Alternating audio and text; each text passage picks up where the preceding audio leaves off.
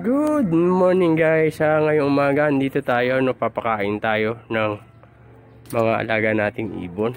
Napansin ko ayun merong ito agad una ko napansin nung pag ko ng pakain nila. Kasi hindi ko na patuka itong mga to, tsaka pati yung mga alaga natin mga manok kahapon dahil ilang araw na masama yung pakiramdam natin. So akala ko nabasag lang. So ayan, pagtingin natin dito sa pugad, ayun guys, meron na siyang bagong pisa. At parang sa kulay niya ay albino agad yung inilabas niya guys. So check natin ha. Try ko check.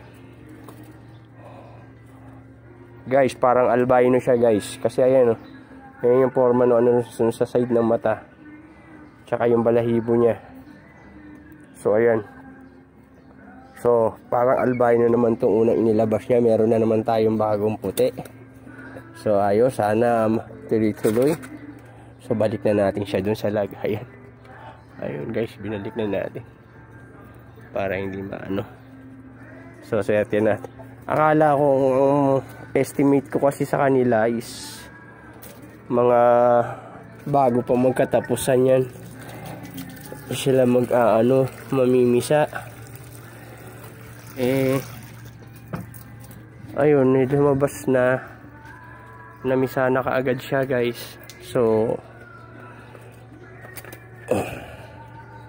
ang ko baka by next week pa dapat siya mamisa So namisa na agad siya.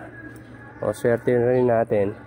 So antayin na lang natin kasi mamimisa, baka by tomorrow pisa na rin yung pangalawang itlog niyan. So antayin na lang natin at tingnan natin naman doon sa kabila kung yung ba ay mapipisa o hindi.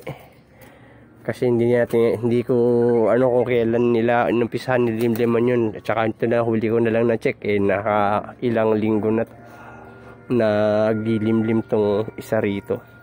Pero siguro lang yan, 1 week lang something yung nila. So antayin na lang natin yung kung kailan mapisa. So ayan guys, hanggang dito na lang muna ang ating update. Ayan, so ayan, nakita nyo may bago na naman tayo papisa na ringneck dove.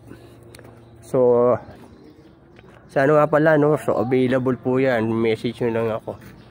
Nga lang hindi pa ako mag-ship, hindi pa ako nakakapag-ship ng mga ganito. Kung gusto nyo sa malapit lang dito, ayan, sadyain nyo na lang dito sa bahay namin para makapamili kayo ng binibenta ko po yan, yung iba nating mga alagang ibon. So yun lang po guys, so maraming salamat po sa panonood. Thank you for watching, God bless at happy breeding.